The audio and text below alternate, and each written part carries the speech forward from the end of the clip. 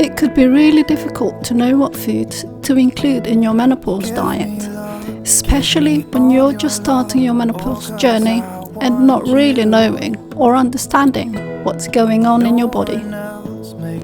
I started to really notice my menopause symptoms of disturbed sleep and low moods when I was around 48 years of age. I'm 53 now, so I've had lots of time to notice what works and what makes my symptoms worse. Today I thought I'd share the basics of what I eat and the essential foods that I include in my diet to help control my menopause symptoms. But before I continue, I'd just like to say that this is what works for me. We're all on a different menopause journey, and we have different lifestyles, stress levels, food choices, health issues and genetics, to name a few things that may influence the menopause symptoms we experience. So what works for me may not be what's best for you. The first foods that I include in my menopause diet are oily fish and healthy fats. I first discovered the benefits of healthy fats early on in my menopause journey. Around the age of 48, before I knew about perimenopause, I was really suffering from low moods, and I just put it down to my PMS getting worse. This was in the days before I went to see my doctor, and before he diagnosed my symptoms were due to early menopause. At the time, I already knew about the benefits of omega-3 fatty acids when it comes to hormone balance. But like a lot of women, I wanted instant relief, which is why I bought some omega-3 fish oils and evening primrose oils to help with my low and fluctuating moods. After a month of using the supplements, I really noticed the improvements in my moods. But as I've been taught to work with foods first as a nutritional therapist, I decided to start adding more fish in my diet. Another reason I started eating more fish is because constantly buying supplements can get really expensive. So we now have fish of some form or another 3 to 4 times per week. The second staple in my menopause diet are cruciferous vegetables. A module on female hormones in my nutrition diploma was a turning point in making changes in my diet. Not only did I learn about the different hormones and how they work, I learnt the most important thing, and that was about how they need to be in balance. This is especially more so with estrogen in relation to other hormones. But I also learned that it's not just about replacing estrogen, it's about being able to metabolize and excrete the hormones once our body has made use of them. This is where cruciferous vegetables come in, because they provide compounds that helps to metabolize estrogen effectively, and just as importantly, support estrogen through the less harmful pathways in the body. This is how we may be able to reduce our chances of estrogen-related diseases.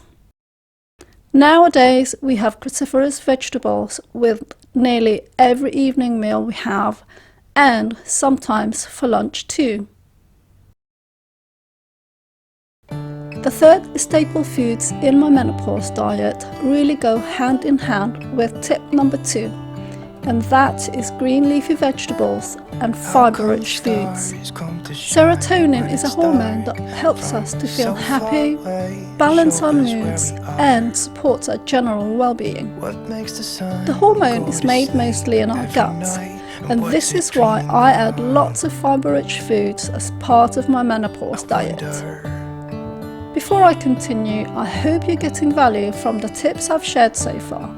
And if you have, I'd love you to tap the like button, as this will help the channel grow.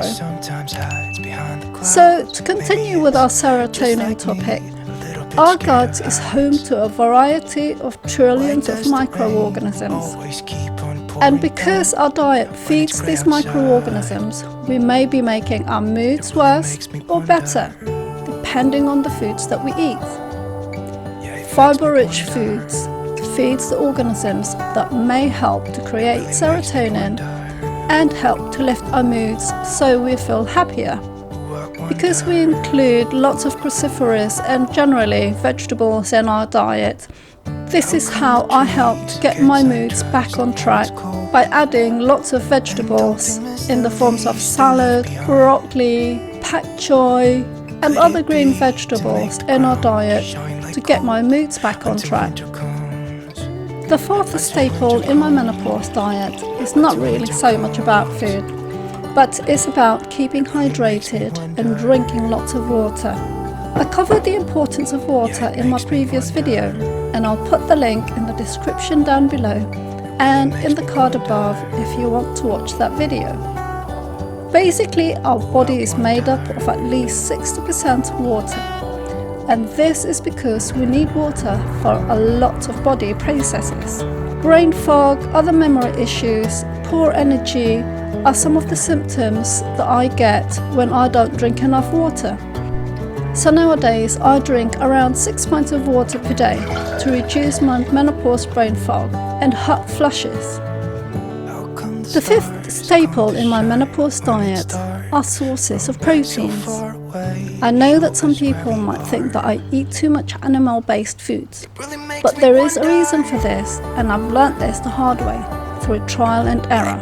The worst menopause symptoms I have is disturbed sleep, where I wake up in the middle of the night and can't get back to sleep again until it's nearly time to get up. It really messes my day up and my moods. I know this is partly to do with the hormonal changes of menopause and partly to do with my blood sugar balance.